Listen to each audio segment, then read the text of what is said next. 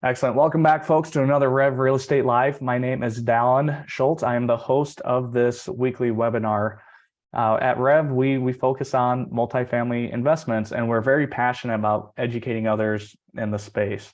And so what we're going to be talking about today is one of the most common business plans that we're involved in and that you'll see across the board with those getting into apartment investing, and that's the value add business play.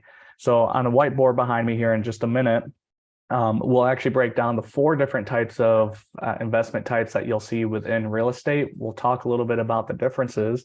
And then I'm actually going to take you through a case study. I'm going to take you through a deal that we purchased, it was probably 2 years ago. And in 14 months, we turned it around and sold it and actually did very well on it.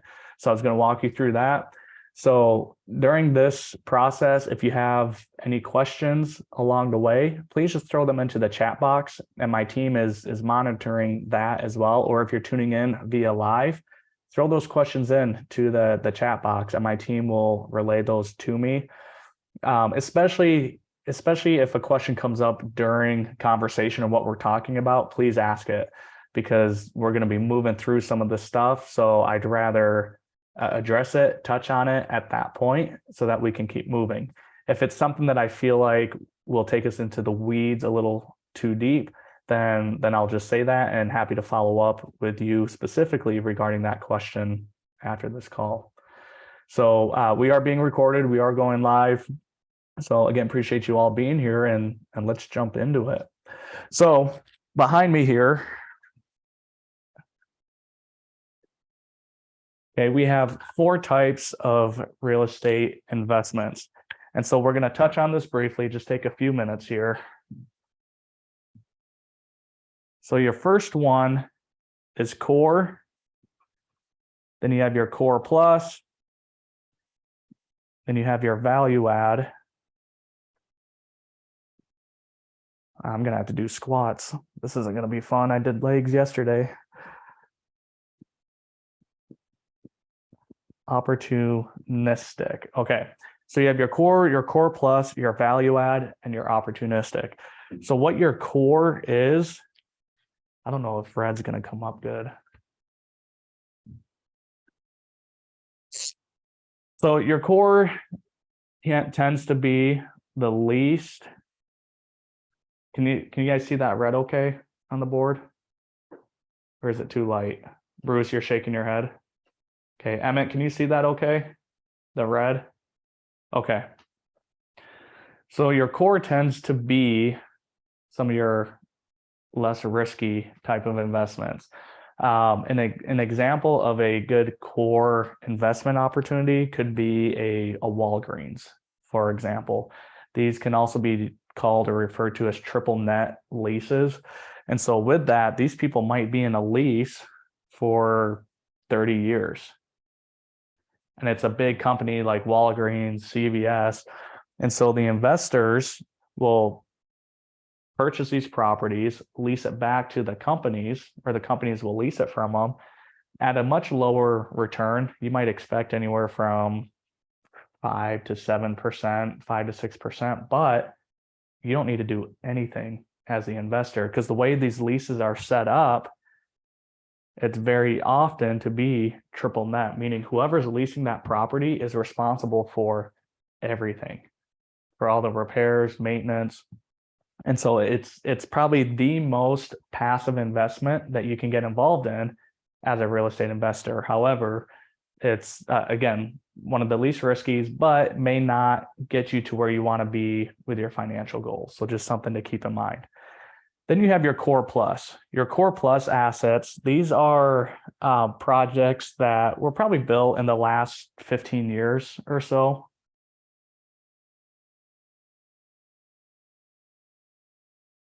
Last 15 years.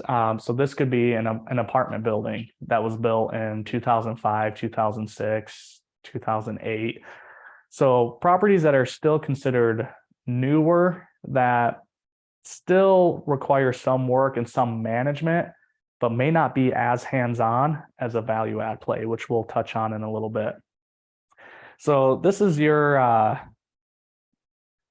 This is your light, I'd say light risk, light to moderate.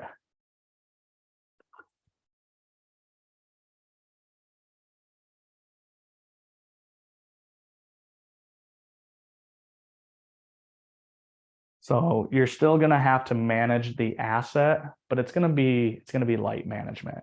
You might be able to get away with a call twice a month, maybe once a month, if you have the right management team in place.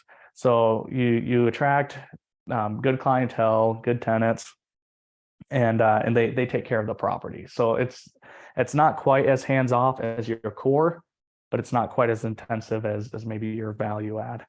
So for example, this Core Plus, we just closed on a property last Monday, right before Christmas, 114 units in Houston, built in, was that 2013? I think it was 2013. So that one is a fairly recent deal. It was built not too long ago, and we're attracting a certain type of clientele. Now, fortunately for us, there was very poor management in place.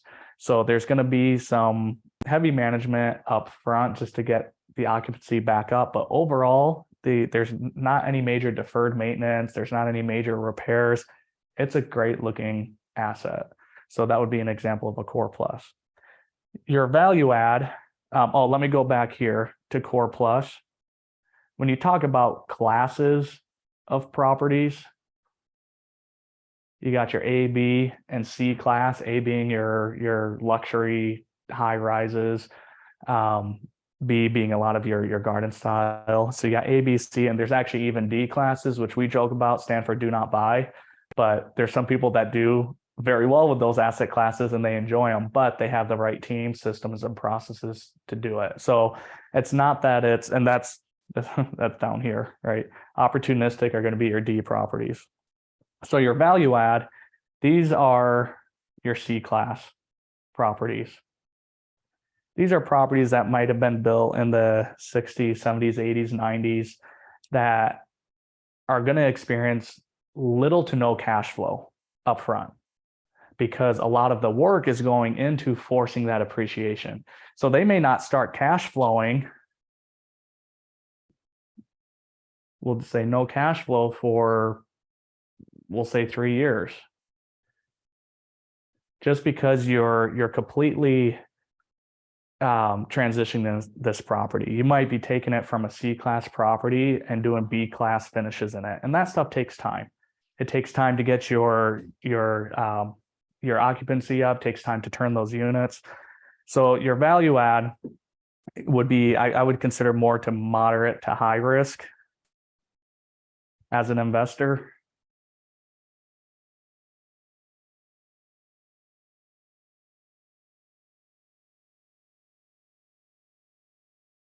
Moderate to high. And like I said, these are your C class properties. So where we have actually been, we've actually have experience in all three of these, but we're leaning more towards these Core Plus currently with our company. So you're opportunistic. These are your extremely distressed properties. These are properties that might be operating at 50% occupancy, or maybe you need to kick everyone out and completely redo these properties. Development could also fall under this as well, because there is absolutely no cash flow in these deals, and it's very management intensive, a lot of development, a lot of experience. So you got to get that involved in these opportunistic deals. However, the flip side of that is that they often do very, very, very well if that business plan is carried out effectively. So it's not for everyone, and an opportunistic it could be a good strategy if it aligns with your goals as an investor. So this is what you got. You got your core. These are your least risky investments. Think of your Walgreens, right? You buy a Walgreens and Walgreens leases it back from you and they take care of everything. And then you have your Core Plus. These are your 10 to 15-year-old apartment buildings. Then you have your value add stuff built in the late 80s, 90s. Then your opportunistic, which are your extremely distressed or development opportunities. So just wanted to touch on the differences of those briefly. But before we move into our case study on a deal that we went through at the start of this year, any questions about any of these topics here?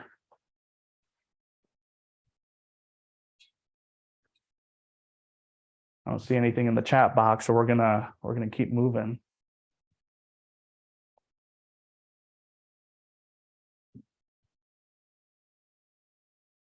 Excellent. And keep in mind, if you're newer to real estate investing, these are things that you need to be aware of. What types of deals are your operators that you're partnering with? Are they going after? Are they going after the opportunistic, value add, core plus core, and what are the differences between them? So definitely look these up, do some Googling on them, and you'll be able to find plenty of information on it.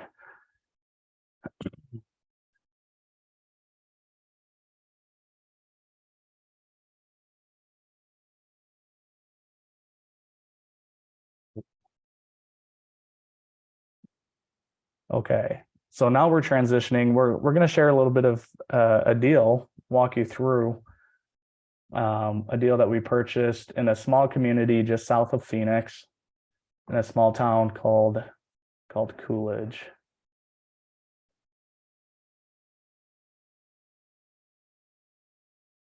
Okay, is that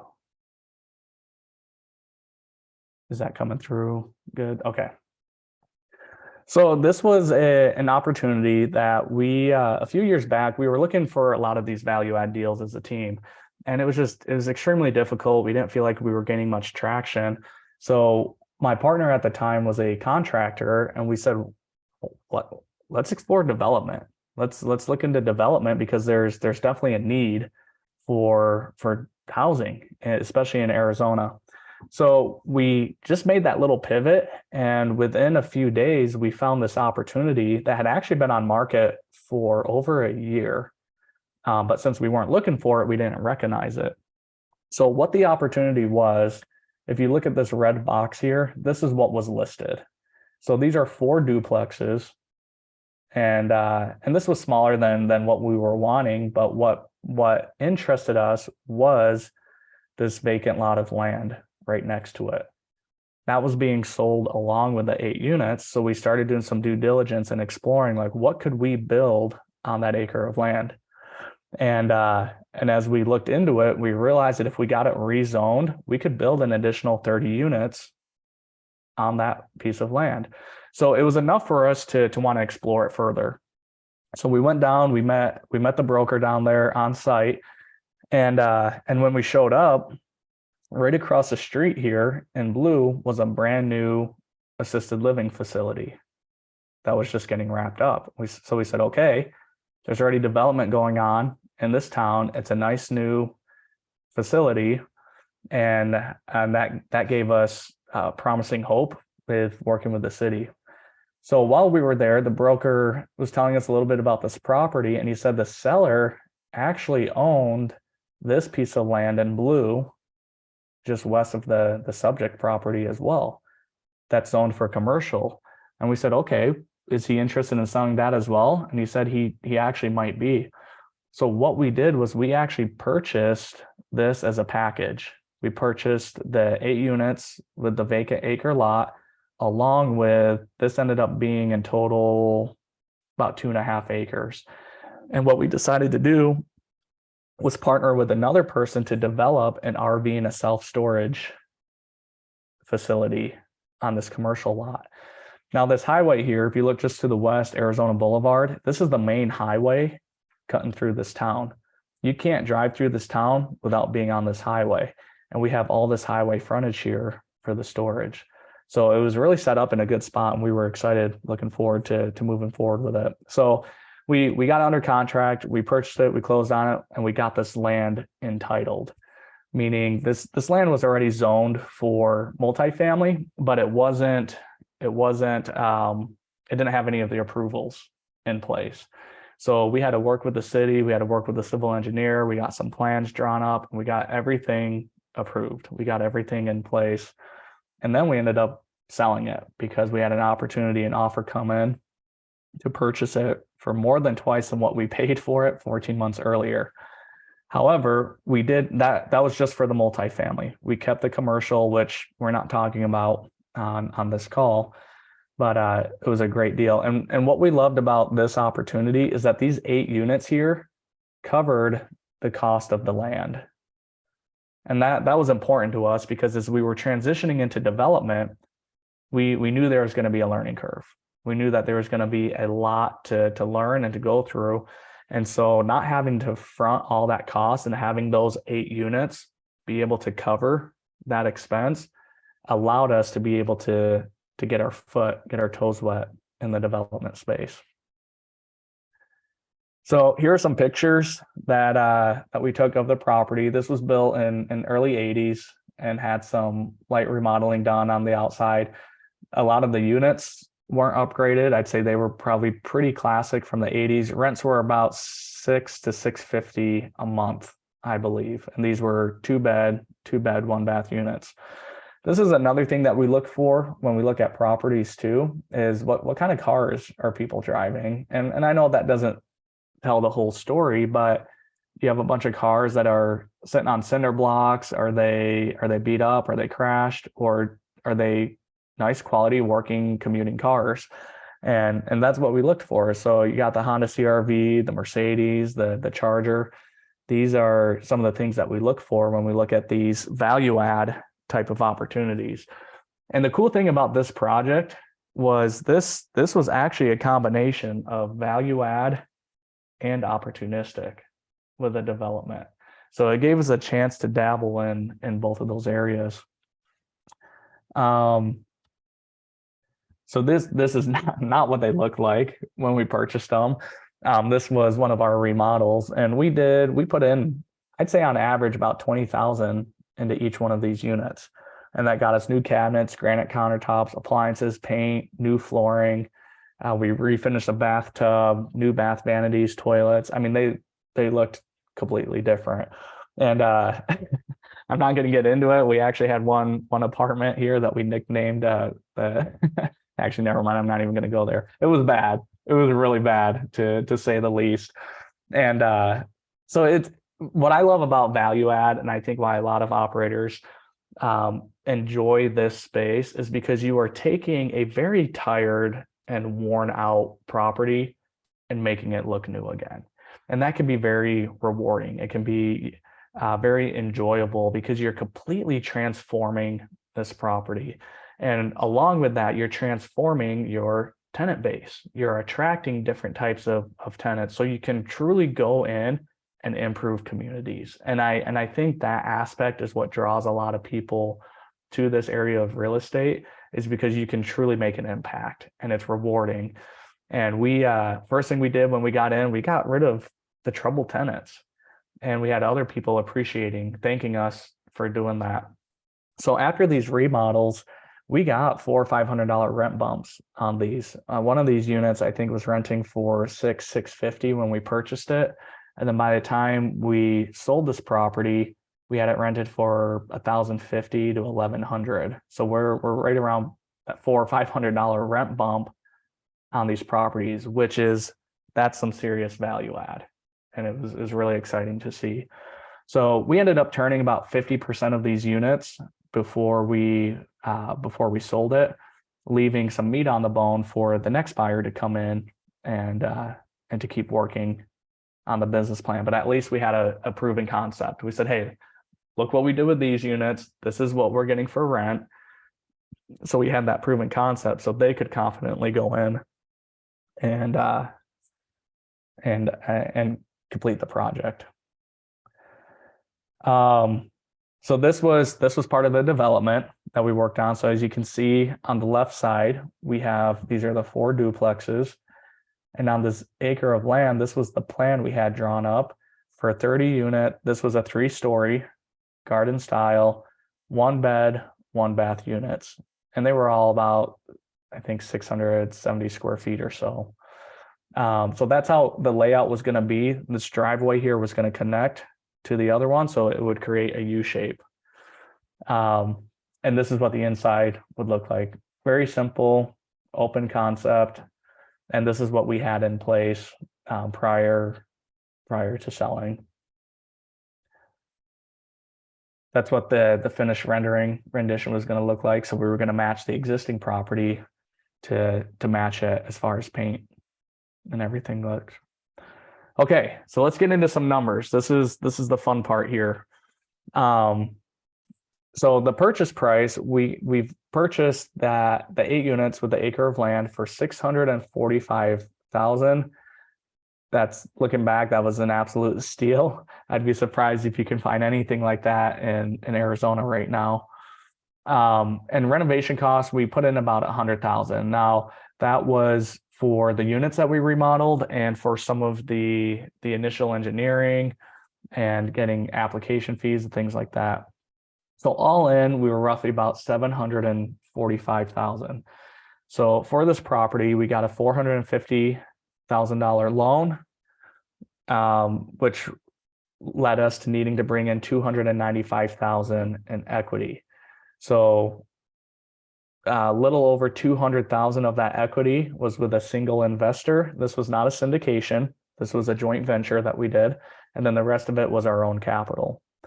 So the combined rents on purchase were roughly $5,200 a month. Post renovation, we were at about $8,000 a month. So really able to boost that value add. So the property was cash flowing great, but like I said, the opportunity came up that we couldn't turn down.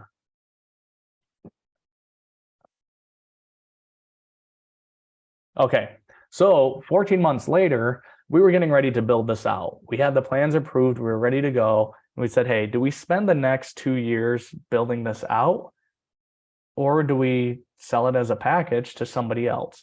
And so while we were engaging our contractors and working with them to work on the budgets, we also decided to take it to market just to see what would happen.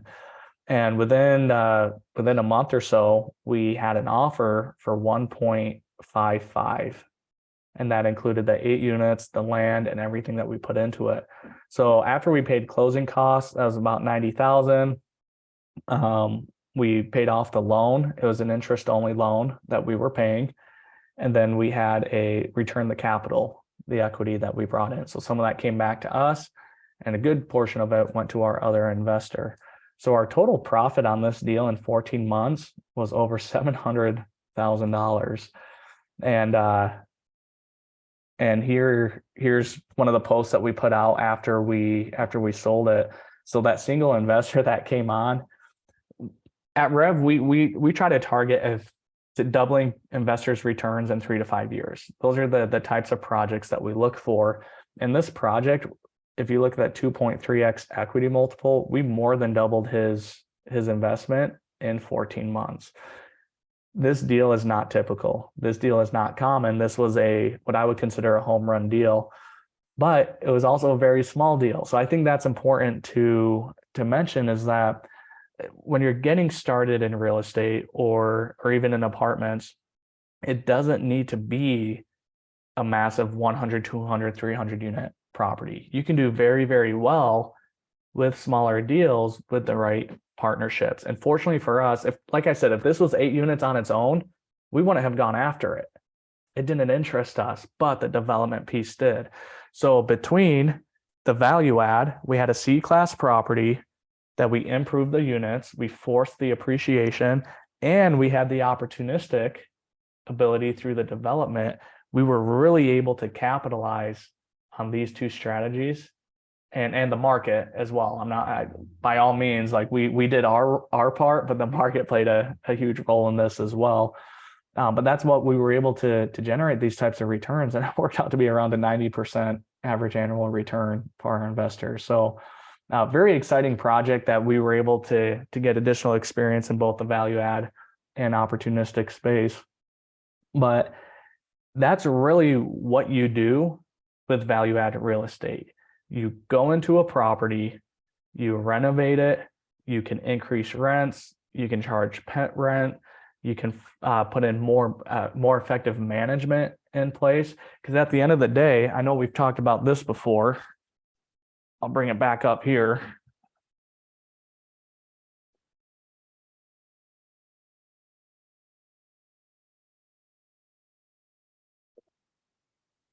So we've talked about how to value apartments. Values are a business.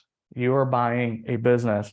And to determine that value, you take your net operating income, or your NOI, and you divide it by the cap rate. Now, the cap rate, that's what the market determines.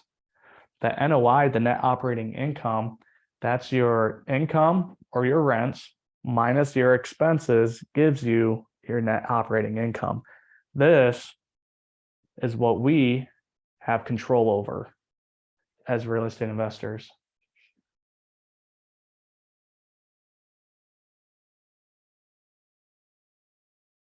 There, stop sharing so it's a little bit bigger for you. This NOI is what we have control over. So with these value add deals, your NOI, like I said, it's your income. And this is broken down in more detail, but I'm keeping it simple for you. Minus your expenses gives you your NOI.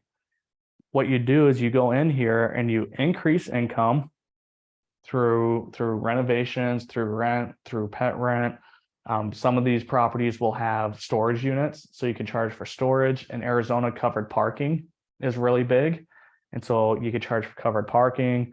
There might be garages in some colder states, so you can charge some of that extra income to boost it. And then with your expenses, if you get more effective management in place, when you get more effective management in place, then you decrease expenses. So what happens is that you ultimately increase your NOI. And that is a value add play. You're forcing the appreciation. And that's why we focus on commercial real estate and apartments specifically at Rev, is because there's still some aspect of control. We don't have any control of the market. We don't have any control of that. And that's an important thing to understand. So apartments have proven to be the most recession resilient, but not the recession proof asset class to invest in. And it comes down to this control and the fact that apartments are a basic human need. And another good way to increase your income as well and decrease expenses simultaneously, I guess it's more decrease your expenses.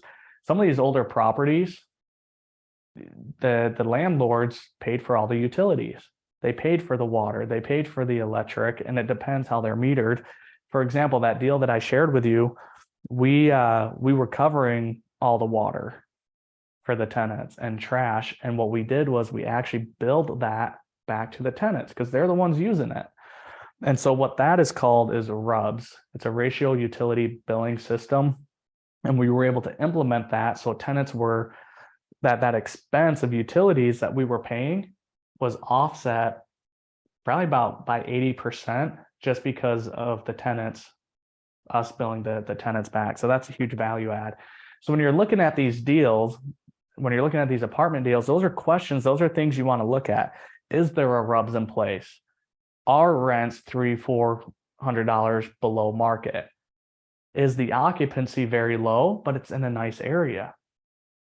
What are the comp properties renting for? Are they 94% occupied and yours is at 80%? If that's the case, that's an awesome value add indicator, because then you can go in, put in effective management and get that property up. So in a nutshell, that's really what value add investing is and the business plan is. And I'll be honest, that's all I've got for today. There wasn't too much that I wanted to dive into in regards to this value add play, but I wanted to show the 4 different types of investment. You got your core plus, value add, and opportunistic, then also take you through that simple case study of the deal that we closed on. That was actually back in March of this past year. But with that being said, happy to answer any questions or any comments that anybody has regarding what we talked about today.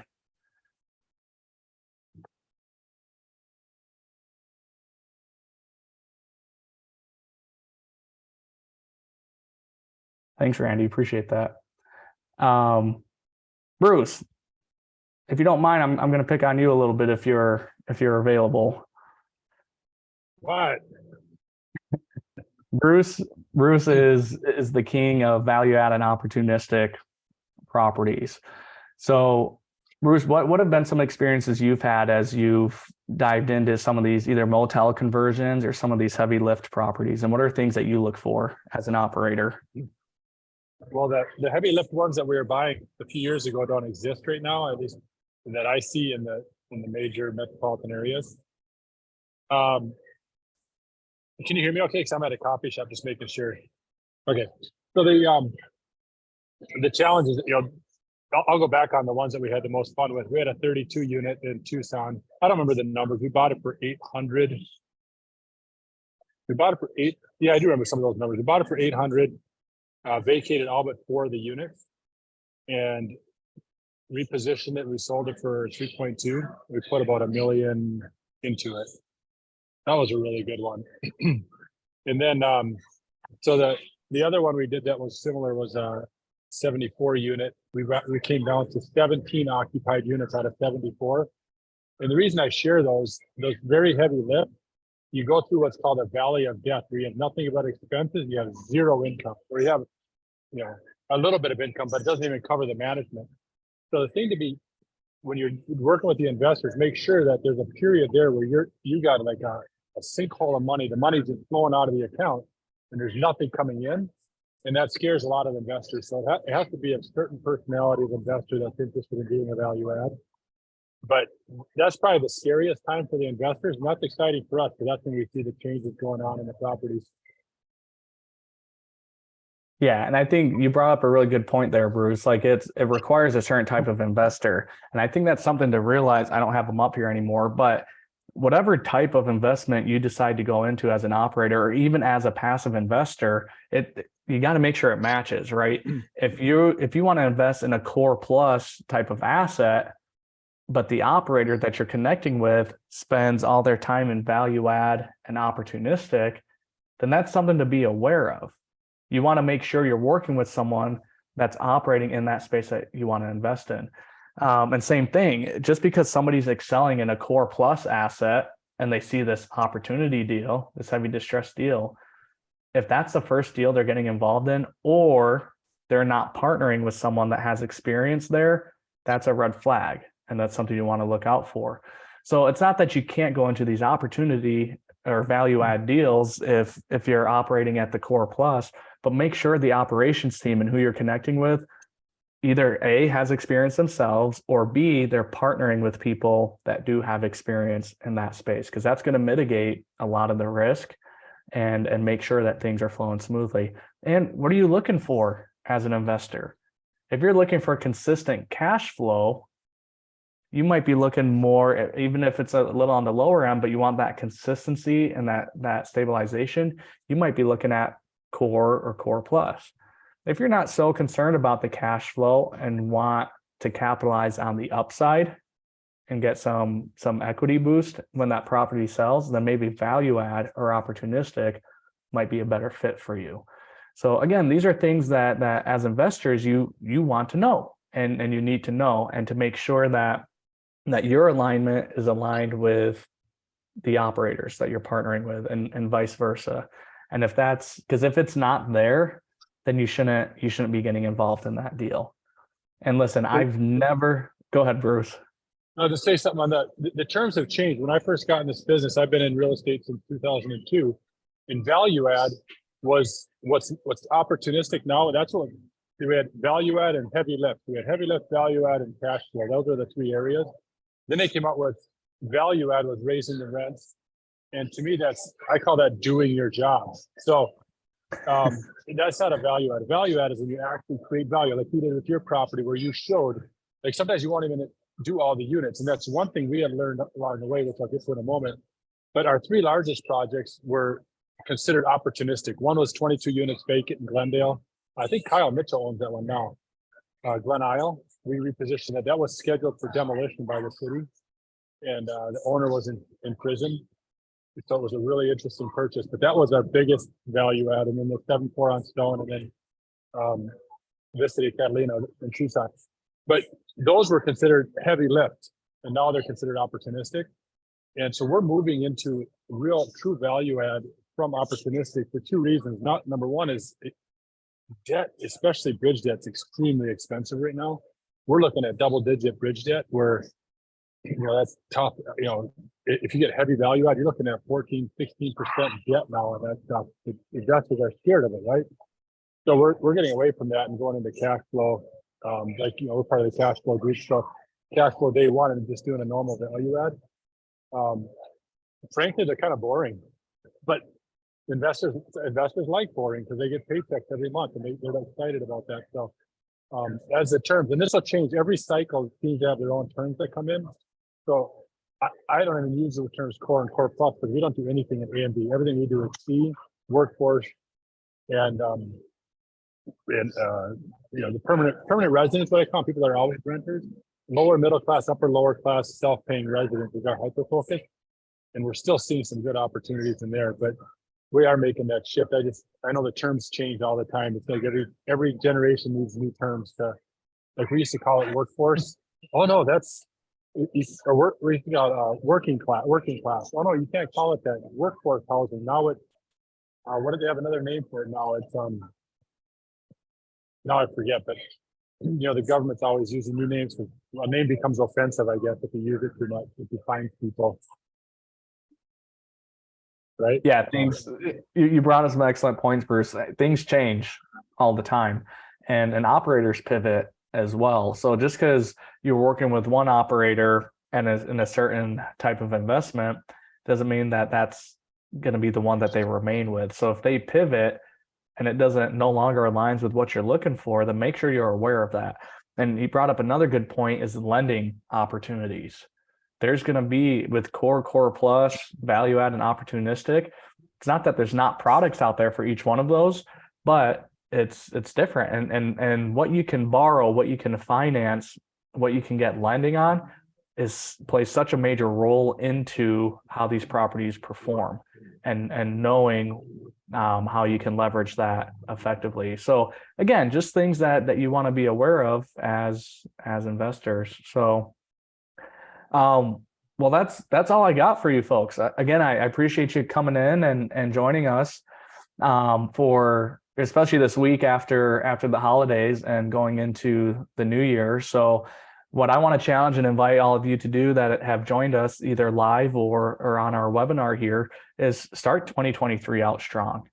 Have your goals, have clarity, know what it is that you want as an investor, and then start connecting with the right types of operators. And listen, I'm happy to connect you with people. I understand that what we do at Rev isn't a good fit for all the people that we connect with. So I'm happy to jump on a call, talk through with you what it is that you're looking for, and recommend you or introduce you to people that we know in our network that might be a better fit for you. So feel free to reach out, send me a message. You can go to investwithrev.com and schedule a quick discovery call. And I'm happy to do that complimentary for anyone looking to get some more information. So other than that, Dallin, folks, I got a huge shout out to Dallin. There's two guys that he introduced me to that are doing heavy value add. And the one guy I'm not going to be able to work with, that one in Oklahoma, is just not a deal for us. But I've got some people I'm going to refer to the fellow out of Michigan. So Dallin does, if he has something that's a match for you, he will reach out. He's done it more than once. So he's an incredible networker. So if you need help, ask him, he'll help. And if he has a referral, he'll send it. So thank you so much for thinking of me on it. That was really powerful to talk to those two people. It was a lot of fun because they seem that the one in Oklahoma, I uncovered some things in the conversation that he didn't even think to ask about, which kind of made him nervous. And I said, I'm not here to scare you. These are things that can be scary. And if you have the answer, it's no longer scary. Whereas I don't have an answer. So you're probably not going to do that deal, but I helped him come to that and uncover that for him. And you uncover it not to scare them, but to know if you uncover something, how are you going to handle it? And if you have the ability to handle it, then it's not a problem, right? So thank you for those referrals. That was both those guys. I think on a long-term relationship with. It's really cool. Yeah, happy to do that, Bruce. So listen, at the end of the day, this game it's a team sport, and we're all in it to help each other win. So that's why we're very passionate about doing these webinars, giving back, doing live events to educate people, and just expanding everybody's network so they can experience a 1+1 = 3 type of situation, and that can really be accomplished. So appreciate you all for jumping on, and keep an eye out for our webinar next week, and let's go into this year nice and strong. And thank you for taking time to join us this morning. Take care, everyone.